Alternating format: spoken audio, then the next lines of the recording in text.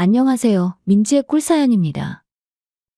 즐겁게 감상하시고 구독과 좋아요도 많이 눌러주세요. 그럼 오늘의 사연 시작해볼까요? 저는 40대 기혼 여성입니다. 최근 제가 일탈을 저지르게 되었는데요. 어디에 얘기를 할 곳도 없고 해서 이렇게 사연을 보내봅니다. 저는 결혼 10년 차인데요. 남편은 저보다 나이가 5살 많아요. 아이는 둘 있고요. 남편은 평범하게 직장을 다니는 월급쟁이였는데요. 어느 날인가 월급쟁이에서는 형편이 나아지지를 않겠다면서 사업을 해보고 싶다고 하더라고요. 남편 월급으로 애를 둘 키우다 보니 돈이 넉넉하지 않았는데요. 다행히 시댁에서 지원을 해주셔서 그 돈으로 사업을 시작하게 되었죠. 제 남편은 어떤 사람이냐면요. 물에 빠지면 입만 둥둥 뜨겠다는 사람 있죠? 그런 사람이에요. 그런데 사업하는 데는 그렇게 말을 잘하고 좀 허풍스러운 면이 도움이 되기도 했나 봐요. 다행인지 불행인지 사업이 나름 잘 풀려서 돈도 많이 벌어오고 생활도 나름 윤택해졌죠. 남편이 돈을 많이 벌어오면 좋은 점도 많지만 안 좋은 점도 있더라고요. 이 사람이 돈을 많이 벌다 보니까 언젠가부터 가정은 뒷전이고 밖으로만 돌더라고요. 최근에는 사업한다는 핑계로 집에 붙어있는 꼴을 못 봤죠. 매일 늦게 들어오는 건 일상이고 주말에도 이 사람 저 사람 만나면서 골프 치러 다니고 남편이랑 같이 한 침대에 누워본 게 언제인지 기억도 잘 안 납니다. 저는 가정이랑 애들한테 신경 좀 더 써달라고 얘기하곤 하는데요. 그럴 때면 사업하는 사람이 집에만 있으면 되겠냐면서 오히려 더 역정을 내고 난리예요. 그냥 월급쟁이로 회사 다닐 때는 아이들하고도 잘 놀아주고 집안일도 잘 도와주는 살가운 남편이자 애들 아빠였는데 이제는 완전히 다른 사람이 되었답니다. 집에 돈을 많이 벌어다 주니 통장을 보면 기분이 좋다가도 남편 하는 꼴을 보면 그냥 예전에 월급쟁이였을 때가 더 소소한 행복들이 있었다는 생각이 들기도 해요. 그러던 어느 주말이었어요. 그날도 무슨 골프 모임한다고 남편은 아침부터 외출했죠. 저도 애들 학원 보내고 집에만 있기가 심심해서 오랜만에 아는 언니, 동생들을 만나러 외출했죠. 같이 오랜만에 수다도 떨고 스트레스도 풀려고요.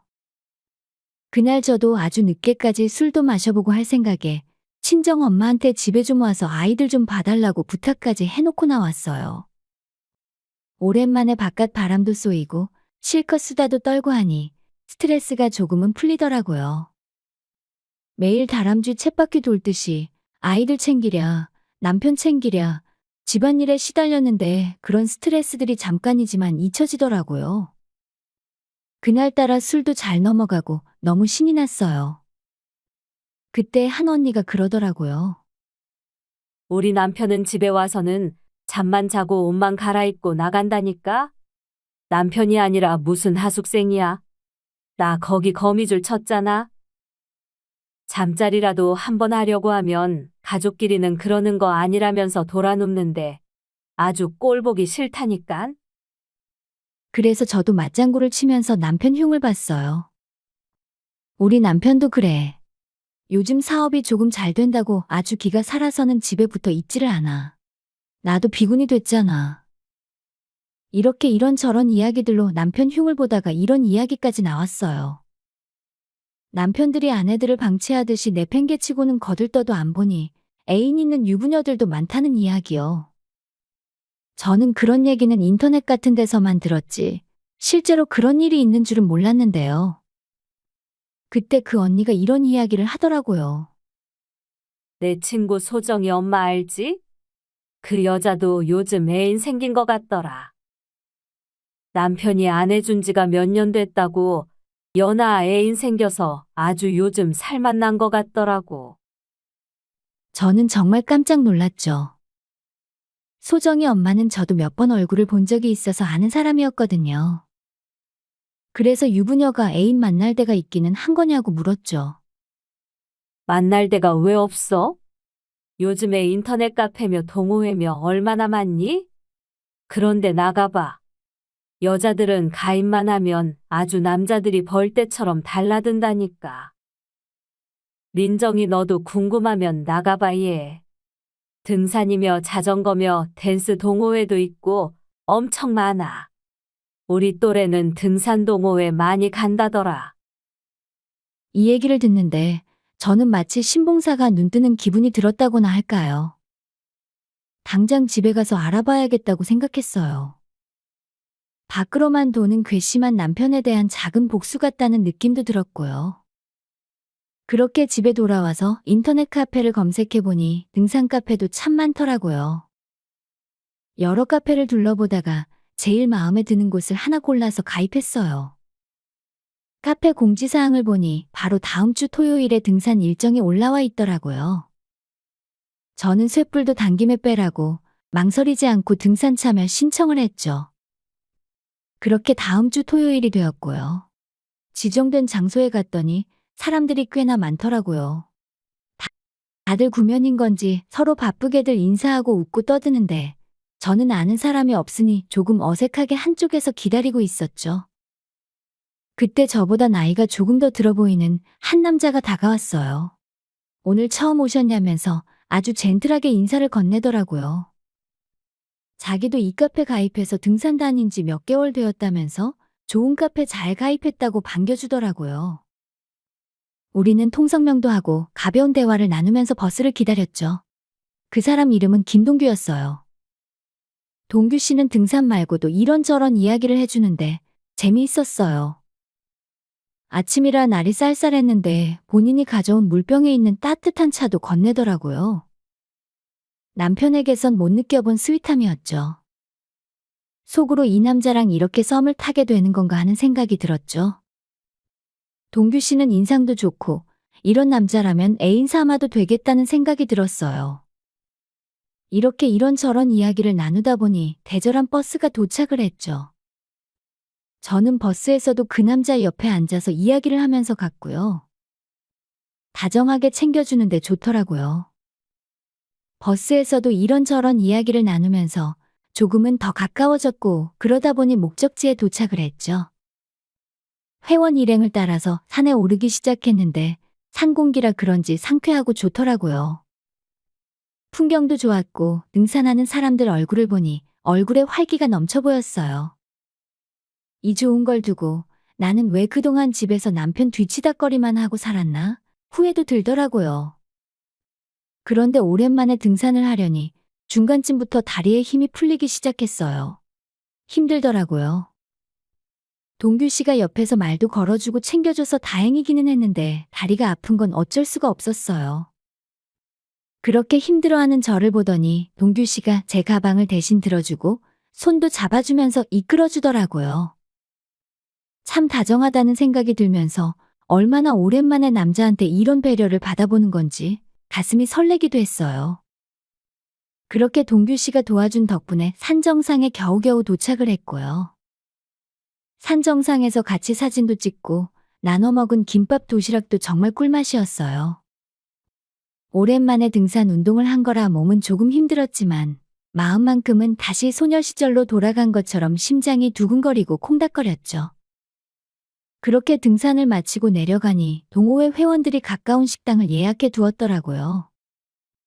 거기서 막걸리도 마시고 파전도 먹고 여러 사람들하고 이야기도 나누다 보니 정말 즐거웠어요. 이게 사람 사는 맛이구나 싶었죠. 그렇게 분위기가 한참 달아올랐을 때 카페 운영진이 다음 산행 일정 이야기를 하면서 신청자를 미리 받겠다고 하더라고요. 그때 동규 씨가 옆에서 같이 가실 거죠?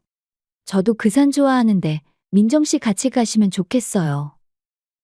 이렇게 이야기하는데 그 말을 듣고 저도 그 자리에서 가겠다고 신청을 했어요.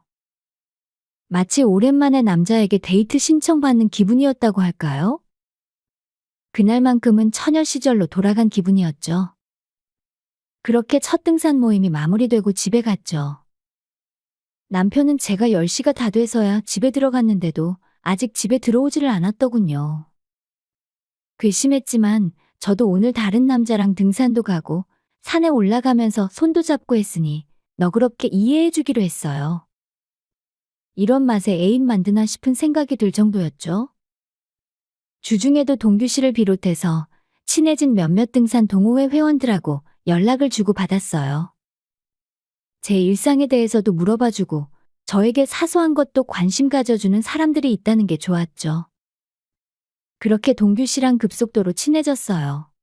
어느덧 약속한 다음 산행 일정이 됐고요.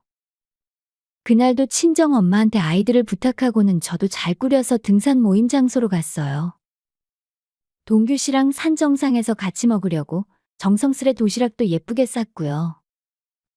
같이 타고 가는 버스에서 제가 도시락 싸왔다고 이야기를 하니 동규 씨도 너무 좋아하면서 오늘은 특별히 풍경이 좋은 산길로 안내해 주겠다고 했죠. 그렇게 산길을 어느 정도 오르다가 동규 씨가 더 한적하고 예쁜 길이 있다면서 제 손을 이끌었어요. 저는 동규 씨의 의도를 어느 정도는 눈치챘는데 모르는 척 따라갔죠. 풍경이 예쁘기는 한데 조금 험하고 외진 길을 따라서 얼마나 걸었을까요? 우리는 자연스럽게 두 손을 꼭 잡고 같이 걸어가고 있었죠. 숲이 울창한 산길로 가다 보니 그 길은 사람들이 거의 다니지 않는 외지고 험한 곳이더라고요. 살짝 무서운 느낌도 들었지만 두근거리는 마음이 더 컸어요. 조금 더 가니 그 큰 산에 동규 씨랑 저 둘뿐인 것처럼 아무도 다니지를 않더라고요. 동규 씨는 그늘 아래로 저를 이끌더니 이야기했죠. 제가 마음에 든다고요. 그러면서 키스해도 되겠냐고 물어보더라고요. 저는 말없이 고개를 끄덕였어요. 그리고는 동규 씨는 저에게 키스를 해왔죠. 남편 아닌 다른 남자와 키스를 해보는 게 얼마만인지 키스만 하는데도 졸도할 만큼 좋은 느낌이었어요. 심장이 어찌나 두근거리는지 터져버릴 것만 같았죠. 그렇게 달아오른 우리는 결국 거기서 사랑까지 나누게 되었는데요. 야외에서 해본 건 처음이었는데 너무 스릴도 있고 색다르니까 더 좋았어요. 남편하고 하는 거랑은 비교도 안 될 정도였죠. 몇 년 만에 느껴보는 느낌이었는지 황홀할 지경이었어요. 그렇게 거사를 마치고 난 뒤 저는 동규 씨가 더 많이 좋아졌어요. 우리는 거기서 일을 마친 후 아예 도시락까지 먹고 내려왔는데요. 산을 오를 때와는 다르게 더 가까워지고 특별한 사이가 되어서 내려오게 되었죠. 우리가 내려왔을 때에는 이미 다른 일행들은 술파티가 벌어진 후였어요. 그렇게 시간이 꽤 흘러 있었던 거죠. 동규 씨는 제 손을 잡아 이끌면서 우리 땀도 흘렸는데 여기 있지 말고 씻으러 가자고 하더라고요. 그렇게 저는 동규 씨를 따라서 근처 모텔로 갔고요. 거기서 또 사랑을 나누게 되었어요. 동규 씨는 저를 너무 잘 아는 것처럼 다뤄주었어요. 그래서 더 좋았죠. 그렇게 사랑을 나누고는 저는 녹초가 되어서 동규 씨의 팔베개를 하고 잠깐 잠이 들었는데 그마저도 너무 좋았어요. 온몸이 녹아내리듯이 스르르 깊은 잠에 들었던 것 같아요. 그렇게 우리는 특별한 사이가 되었고요.